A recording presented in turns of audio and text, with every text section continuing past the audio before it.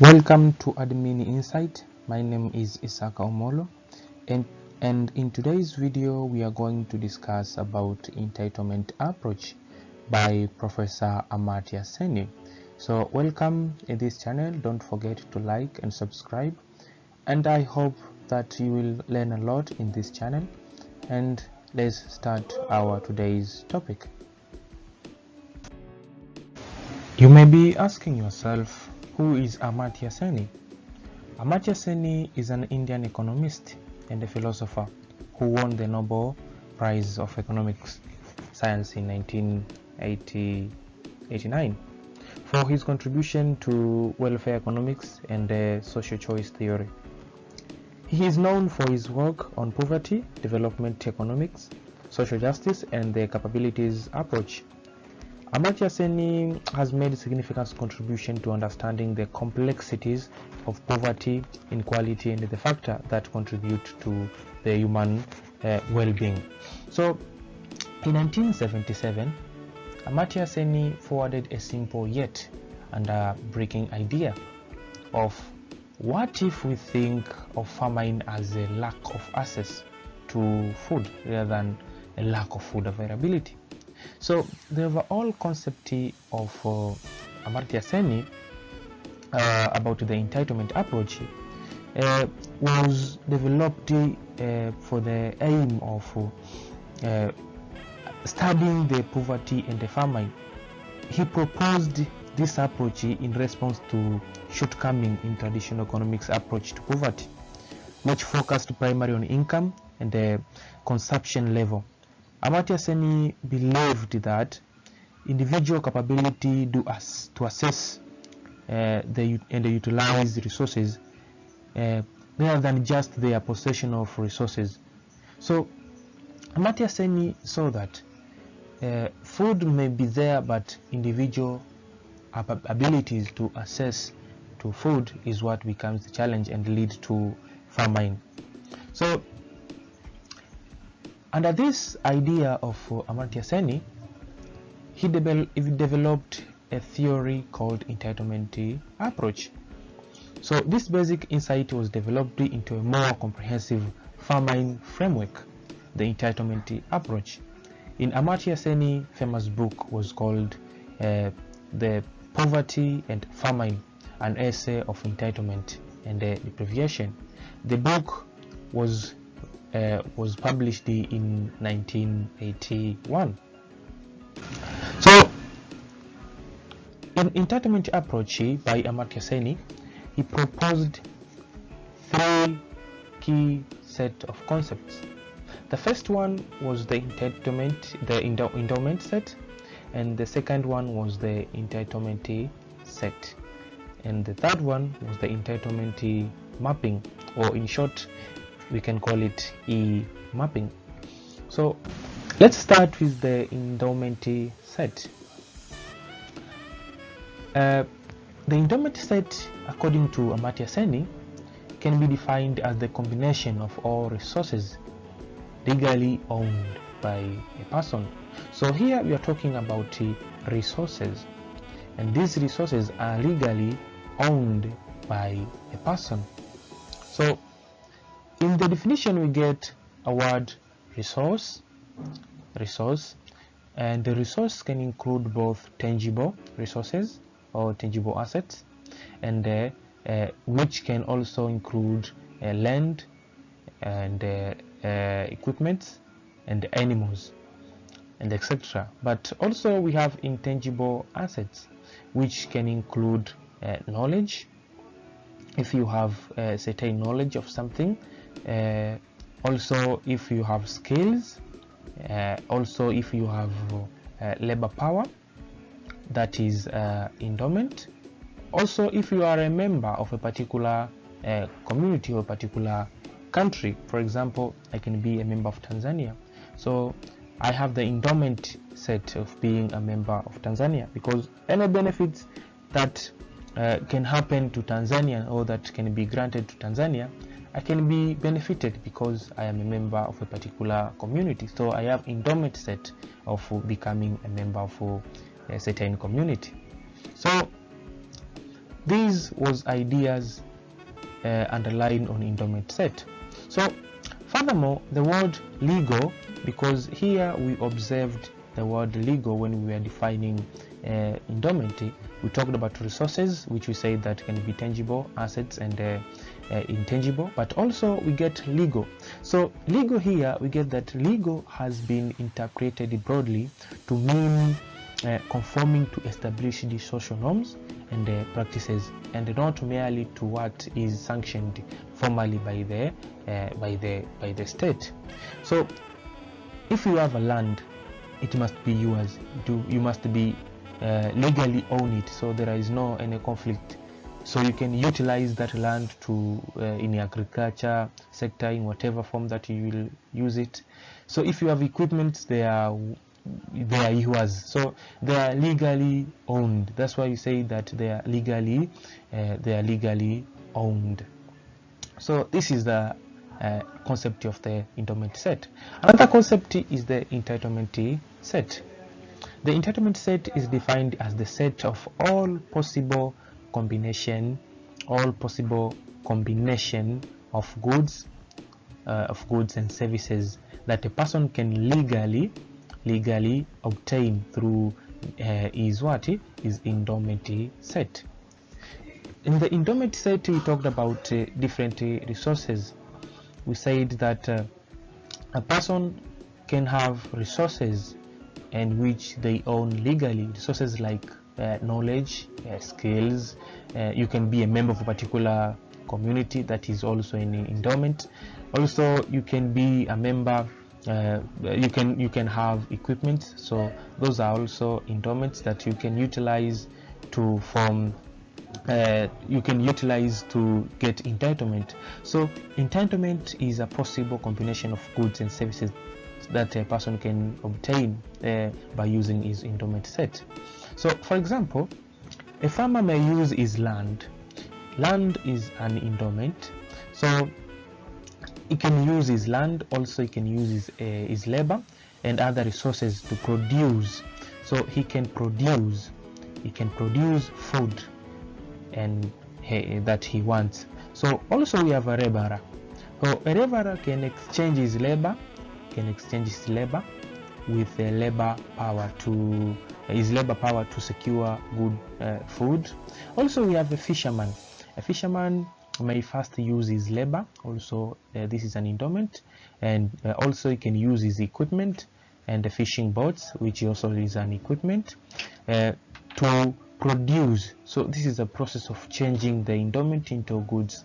So he produced the catching, which is a food, which is a fish, and then he can exchange also that fish to get rice that he wants. So this is how the system works.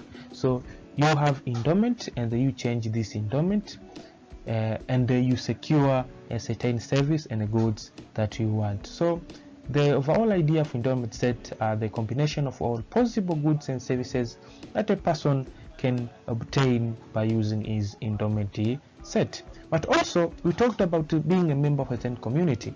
So a person from a member of a certain community, or we call them citizen, can also have can also get benefited. For example, if a person is an unemployed person, he can secure what he called a citizenship of welfare state. So he can claim transfer from the state fund in the for the aim of what we call an unemployment benefit. So he can be benefited due to certain maybe unemployment factors, so can cause him not to be able to get his food or whatever. So the government has the ability or has the right to provide that person with the benefits, so employment benefit.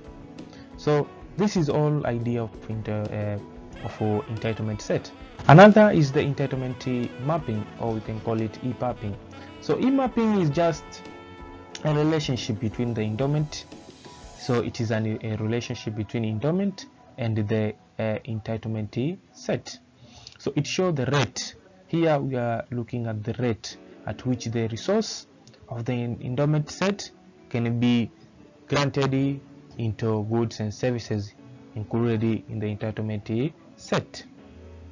For example, e-mapping may include, for example, we talked about a farmer from the previous slides. We talk about a farmer. A farmer, the input and output ratio, what the farmer invests and what he gets. For example, you can invest 10,000 and you get 5,000. So that is a ratio. So that is not something good. But if you invest 10,000 and get 20,000, it means that the ratio is good. So the ratio between the input and the output in the farming, in the farm production. Also for a laborer, the ratio between money, wage for the price of goods of the food. So if we work for 10,000 and the food is 20,000, the ratio is not good there. So here we are talking about the ratio between the wage that you get and the price of the food in the market. Also, we are talking about the real wage rate. So that is all about the real wage rate. For a farmer, we can talk both input and output ratio, what the farmer, what the fisherman invests in the how to get the resources like boats and so ever, the fishing equipment, what fisherman invests in the acquiring of resources and what he gets in return. So that is all about the entitlement mapping. But also we can talk about unemployed person. So the rate of unemployment benefit, what does the government give? Is it enough for you to live in the society? Maybe food is very expensive and the benefit that you get can't do that much for you. So this is all idea, the overall idea of the entitlement e-mapping. So e-mapping may collapse due to the following reason. The first one is the imbalance in purchasing power between rich and the poor. So we can understand that if the rich people control most of the land and resources, while the poor have limited access to income and employment opportunity, can actually result to the collapse of e-mapping. So, for example, if there is a lack of maybe housing to the people, so we can actually get that due to the high cost of the living, the influence of the landlords and can actually affect the poor people to afford the decent accommodations. As a result, they may be forced to live in overcrowded slums or informal settlements, despite the entitlement to better living conditions. So this can illustrate how the imbalance between purchasing can undermine the entitlement mapping and actually cause the inequality. Another is fall of wage behind the market price. So here we are talking about fall of wage. So a fall of wage is this actually means that if people are given few wages relating to the price market, as we talked earlier, that if someone is paying you 10,000 and the market require 20,000 to buy food, obviously you will starve because you won't use that 10,000 to buy food. It will be that 10,000 will be inadequate for you to buy food. Another cause of e-mapping collapse can be loss of employment. So if maybe for those people who utilize their labor power to that they can change or they can change into entitlement, so these endowments, which is labor power, they depend on it, that they can change it into entitlement, which they can utilize to get food and other things. So if they lose employment, obviously they won't survive, because they won't be able to afford other things like food, shelter, and clothes. So it can lead to poverty. Also, it can lead to famine, because they won't be able to afford food.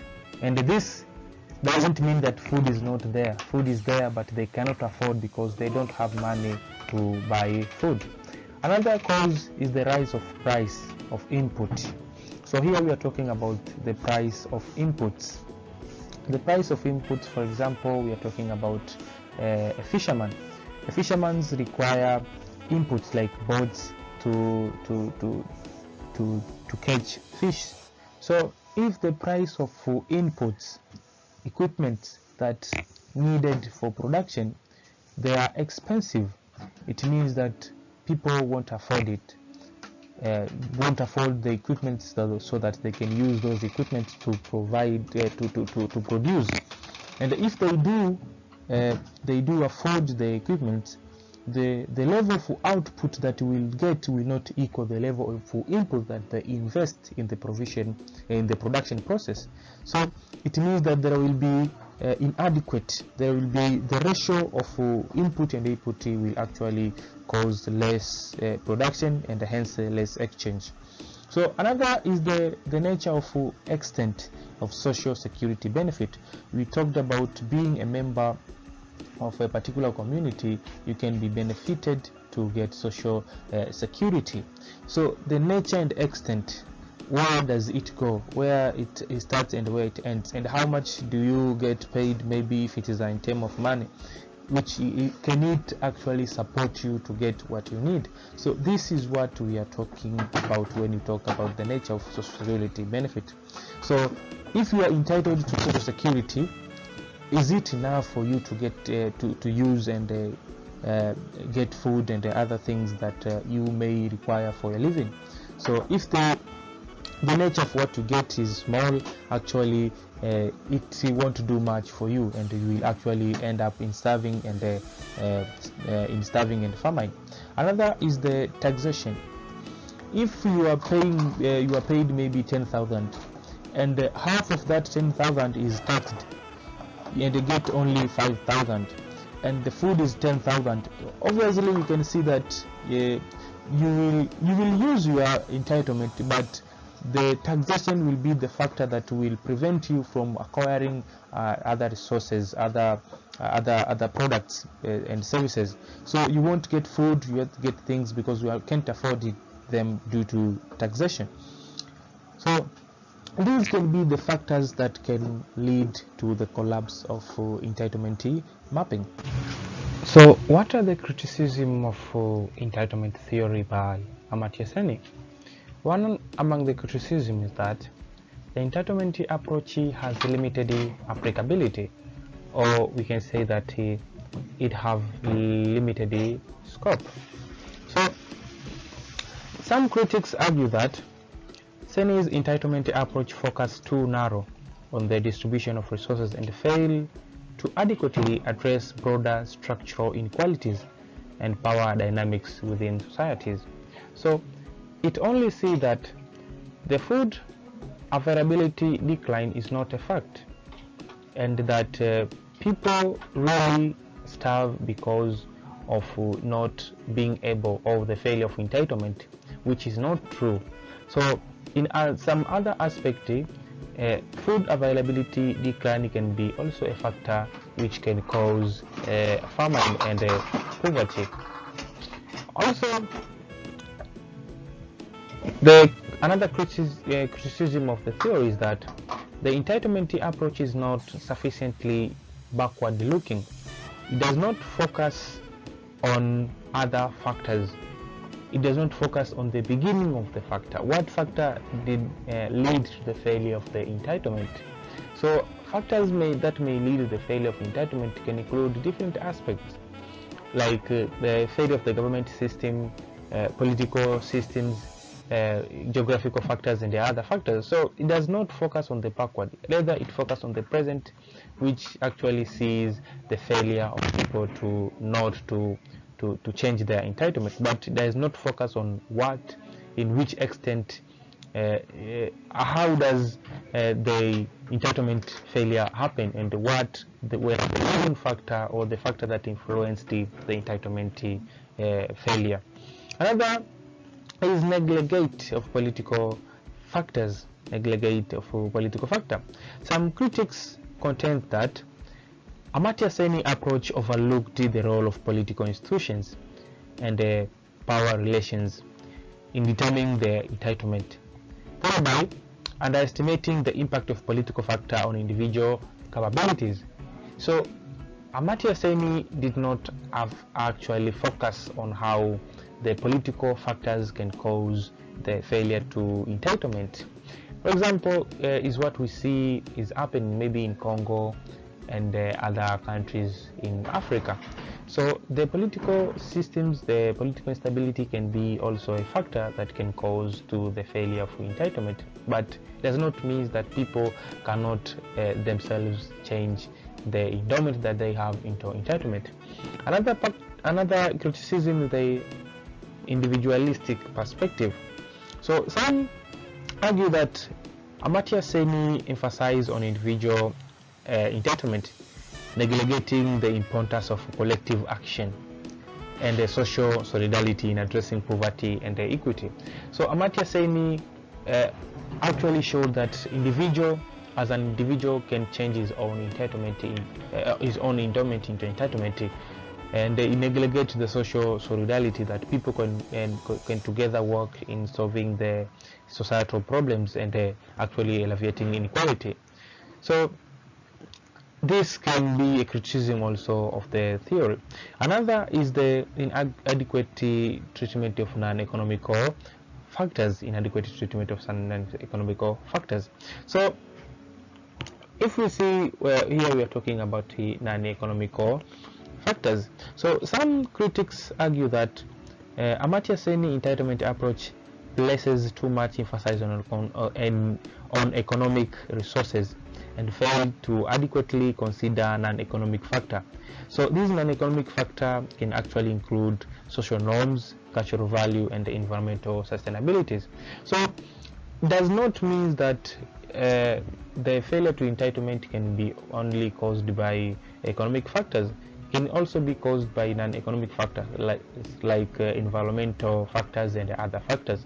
So this is the end of our discussion today. I hope you understand a lot. You can also read different journals to understand much about entitlement approach.